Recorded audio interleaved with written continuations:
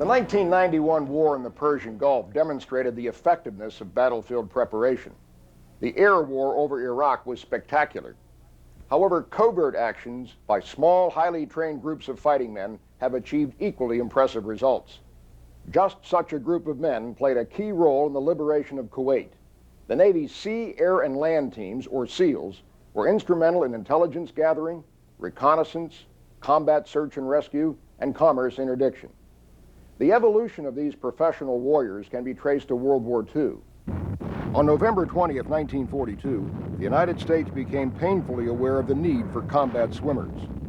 During the amphibious assault of the Japanese-held island of Tarawa, Navy landing craft were forced to stop by a submerged reef more than a mile from shore. The Marines were forced to wade hundreds of yards to the beach. Submerged holes became as deadly as the lethal enemy fire to the heavily laden troops. Hundreds drowned.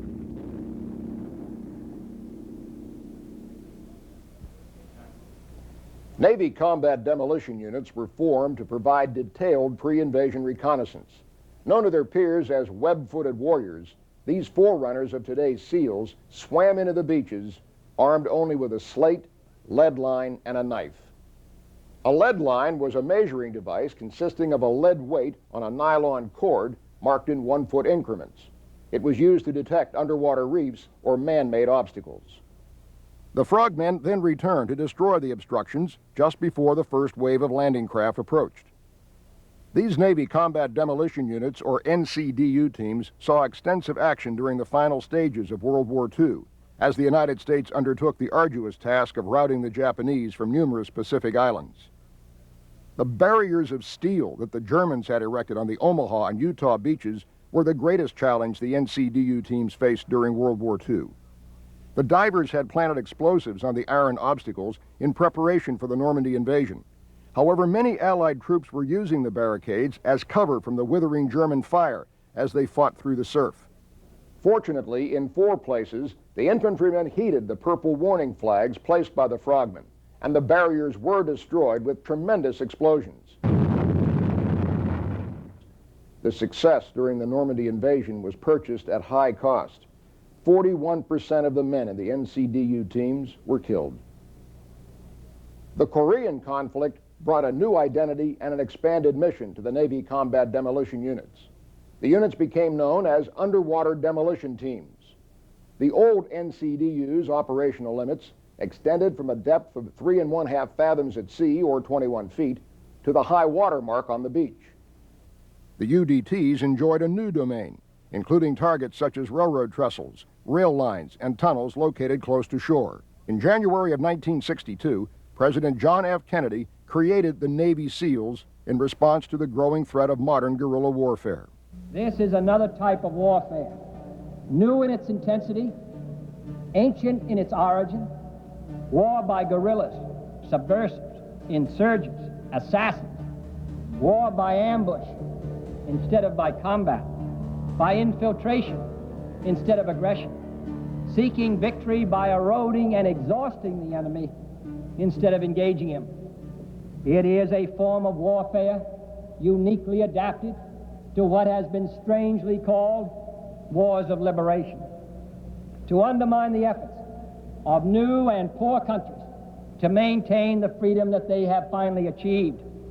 It preys on economic unrest and ethnic conflicts. It requires, in those situations where we must counter it, and these are the kinds of challenges that will be before us in the next decade, if freedom is to be saved, a whole new kind of strategy, a wholly different kind of force, and therefore a new and wholly different kind of military training. 2 teams were formed, SEAL Team 1, based at Coronado, California, and SEAL Team 2 at Little Creek, Virginia. These units were manned by former UDT members and assigned new duties in addition to their traditional roles on the beaches and in harbors. The new SEALs would infiltrate and exfiltrate agents, conduct reconnaissance, and gather intelligence. The SEALs would also undertake counterinsurgency actions, including medical aid, civil engineering, and basic education of indigenous populations. The educational role of the teams would also extend to other members of the United States Armed Forces and their allies.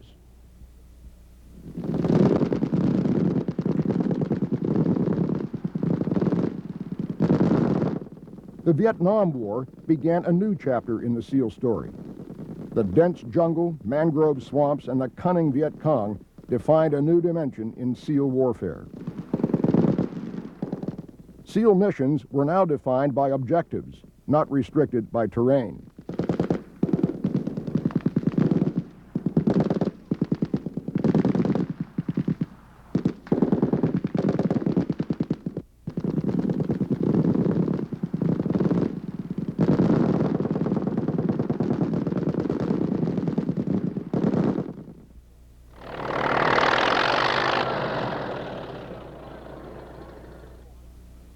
The Viet Cong attempted to control river traffic with concealed bunkers, and squads of SEALs often penetrated the dense jungle to carry out demolition raids against these fortifications. The stealthy tactics of the SEAL teams made them ideal for penetrating deep into enemy territory to interdict troop movements and supply lines.